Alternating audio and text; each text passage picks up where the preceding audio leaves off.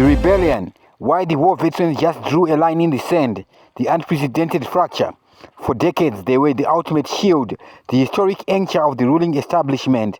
When the state faced its fiercest political storms, the Liberation War veterans stood as an unyielding war. But today, that war is fracturing. In a move that has sent shockwaves through the corridors of power, prominent war veterans have mounted a direct legal challenge in the Constitutional Court against Constitutional Amendment Bill No. 3. They are calling it a direct assault on the values of the liberation struggle. This is no longer a standard opposition critique. This is an internal rebellion from the very foundation of the establishment. Why have historic gatekeepers of power suddenly drawn a line? Who is pushing for the total constitutional transformation and who is standing in the breach? The mechanism of the capture.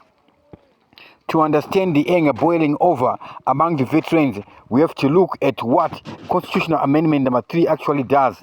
Gazetted on February 16, this bill isn't just a minor administrative tweak.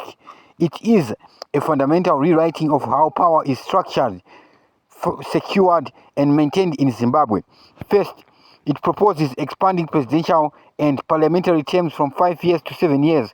Second, and perhaps the most drastic, it seeks to abolish direct presidential popular vote, replacing it with parliamentary ballot system.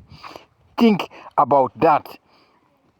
If adopted, the general public is no longer votes for the president. Instead, a sitting parliament where majorities can be highly managed will select the head of the state.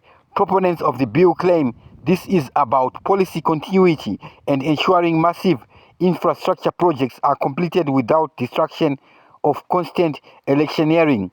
But critics, opposition leaders, and now war veterans see it for exactly what it is, a tactical mechanism to bypass electorate, override the two-term limit, and lock in the 2030 agenda. Why the war veterans drew the line? Why are the war veterans taking this directly to the courts? Because they are recognizing a structural shift that threatens to cut out the historical power brokers entirely.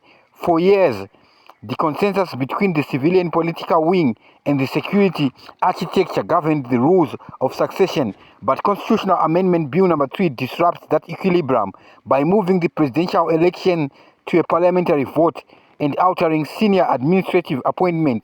The bill effectively insulates the civilian executive from traditional institutional checks, including the security apparatus itself, while major political players tour the country demanding compliance and silence from key military figures like Vice President Constantino Chiwenga has been obsolete in Harare.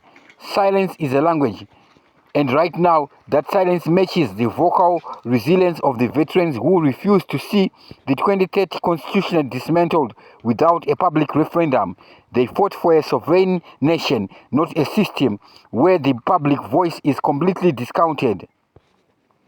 The public consultation phase has concluded, bringing in over 300,000 written submissions.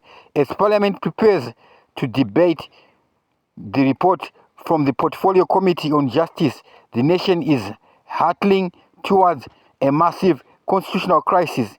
Can an executive-driven legislative push override the intense resistance of its own historic base, or will the Constitutional Court challenge block the amendment before the clock runs completely out?